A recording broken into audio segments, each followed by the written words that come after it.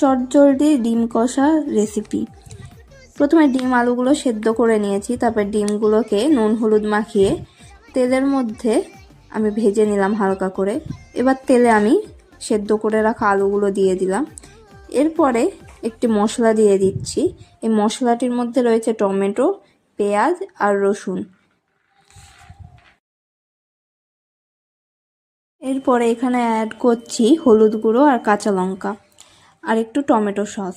এগুলো দিয়ে খুব ভালো করে এটাকে কষিয়ে নিতে হবে। কষানো হয়ে গেলে তার মধ্যে ডিমগুলো দিয়ে, ভাজা ডিমগুলো দিয়ে আর একটু খানিকক্ষণ কষিয়ে নিতে হবে।